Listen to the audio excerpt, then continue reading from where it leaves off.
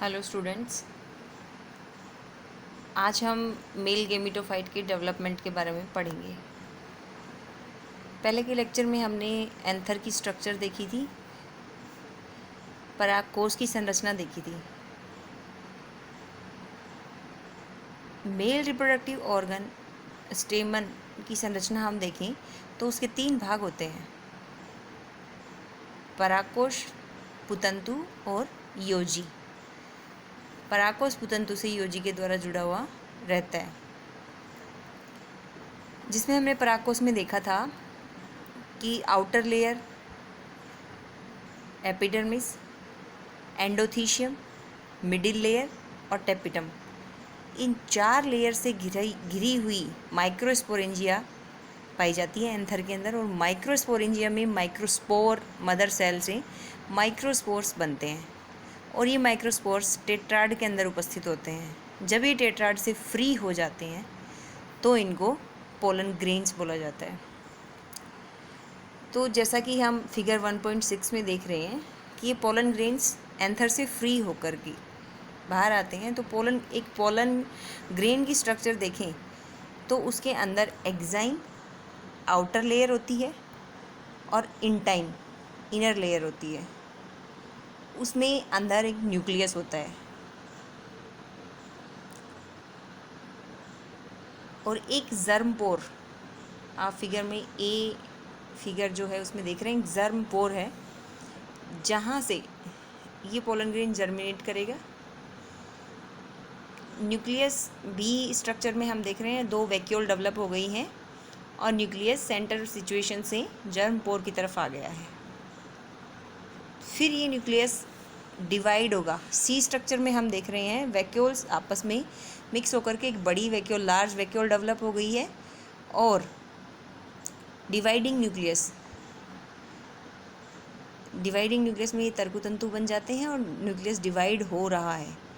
अब अगली structure D stage में हम देखते हैं इस न्यूक्लियस में डिवीज़न होकर के वेजिटेटिव और जेनरेटिव 2 सेल्स बन जाती हैं। वेजिटेटिव सेल एक पोल पर है और जेनरेटिव सेल एक पोल पर है।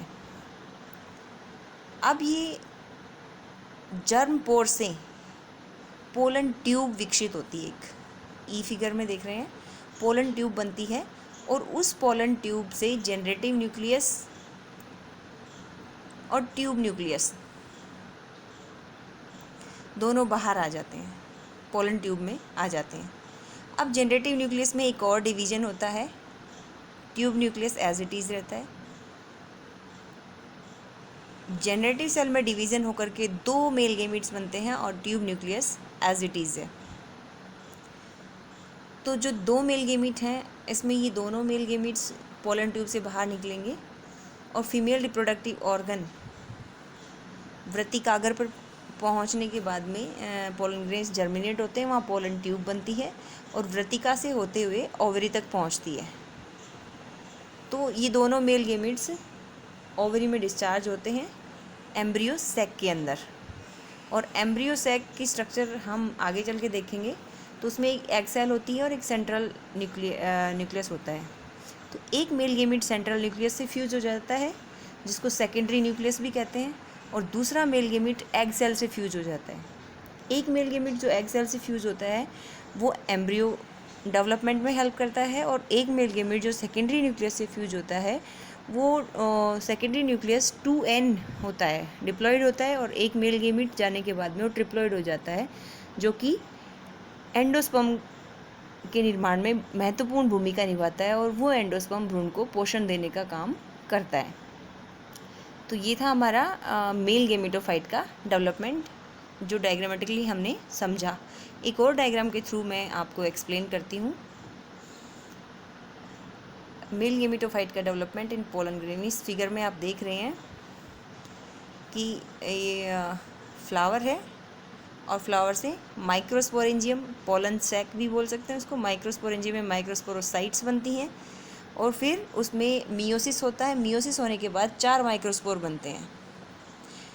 Each of microspore is haploid. हर एक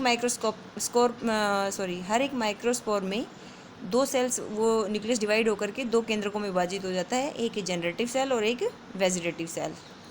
वेजिटेटिव सेल ट्यूब न्यूक्लियस में या ट्यूब सेल में कन्वर्ट हो जाती है और जनरेटिव सेल में आप देख रहे हैं कि दो मेल गेमिट बनते हैं।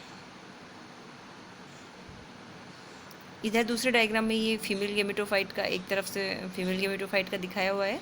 जैसा कि हमने अभी देखा कि दो मेल गेमिट किससे फ्यूज़ होंगे, तो इसमें ये ओव्यूल है, मेगास्पोरेंजियम, उसमें मेगास्पोरोसाइट्स जो इंटेगुमेंट्स के थ्रू घिरे हुए रहते हैं और माइक्रोपाइल होता है। फिर 3 मेगास्पोर डिक्लाइन हो जाते हैं। मियोसिस के बाद में सिर्फ एक सर्वाइविंग मेगास्पोर बचता है। वो एक सर्वाइविंग मेगास्पोर के अंदर माइटोटिक डिवीजन्स होते हैं और 8 न्यूक्लियाई बनते हैं, जिनमें से 3 एंटीपोडल सेल्स बनाते हैं, 2 सिनर्जिड्स और एक एग सेल बनाता है, और 2 पोलर न्यूक्लियाई सेंटर में आकर के सेकेंडरी न्यूक्लियस बनाते हैं, जिस सेकेंडरी न्यूक्लियस से एक मेल गैमेट फ्यूज़ होगा और एक एग सेल के साथ में दूसरा मेल गैमेट फ्यूज़ होगा, और फर्टिलाइजेशन होने के बाद में एम्ब्रियो डेवलपमेंट होता है। तो ये हमने आज जाना मेल गेमेटोफाइट का डेवलपमेंट। Thank you.